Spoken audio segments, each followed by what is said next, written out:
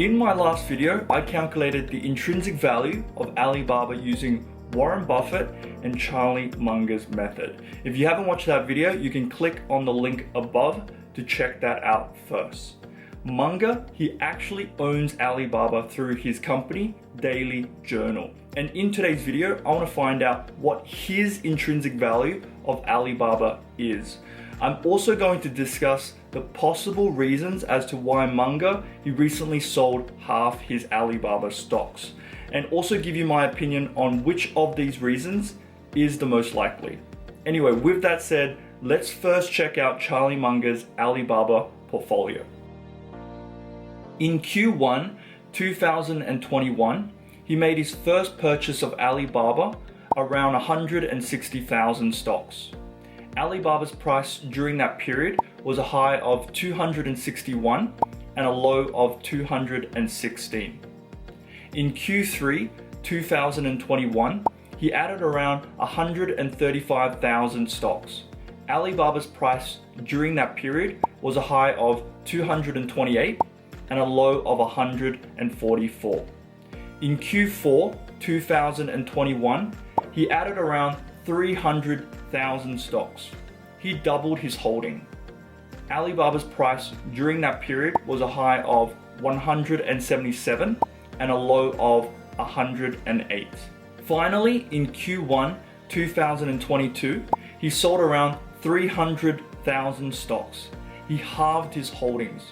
Alibaba's price during that period was a high of 137 and a low of 76.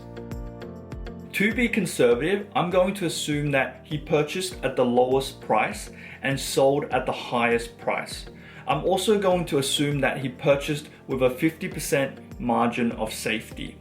Based on his initial purchase price of 216, his intrinsic value of Alibaba is 432, and that's exactly the same as Mohnish Pabrai. Munger's average purchase price of Alibaba is 145 in Q4 2021. But after selling half his holdings, his new average purchase price is 154. Munger's Alibaba investment made up a whopping 27% of his portfolio in Q4 2021. But after he sold half his holdings, it now makes up 15% of his overall portfolio. The question everyone is asking right now is, why did Munger sell half his Alibaba stocks? New Money made a really good video on the 6 possible reasons. I definitely recommend that you go watch it yourself. Anyway, here's a summary of those 6 reasons. He sees a fundamental change to the business that has a negative impact to its future. He wants to register the loss to reduce his taxes. He has converted his Alibaba stocks from US to Hong Kong. He has found a better investment opportunity. He recently stepped down as chairman and is now no longer in charge of the portfolio. He sold his stocks to pay off his loans.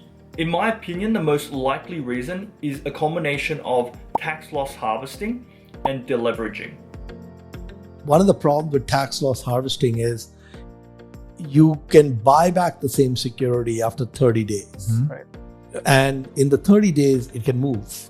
So it can move against you. So you might have bought a stock at 250 and you might have sold it at 180, let's say, with the idea in 30 days I'll buy it back.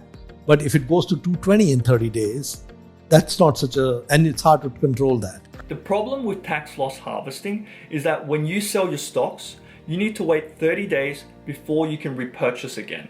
And during that time, the stock price can move dramatically.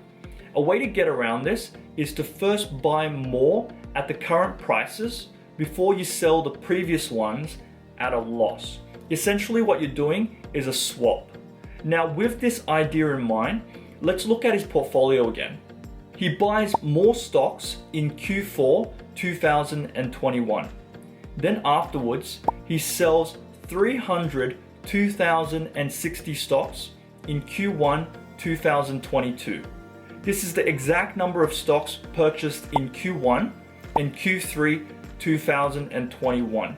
If Munger is really doing a swap, it would also make sense for him not to use his own money, since he has better uses for his own money.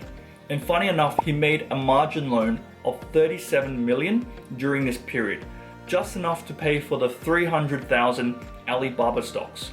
And the loan, it can be repaid once the swap is completed. Now, before I end this video, I just want to make it clear, this is only my opinion. Only time will tell why Munger really sold half his stocks. I hope you got some good value out of this video. You can help me out by clicking a like to this video and also subscribing to my channel. Have a good week, and I'll see you in the next video.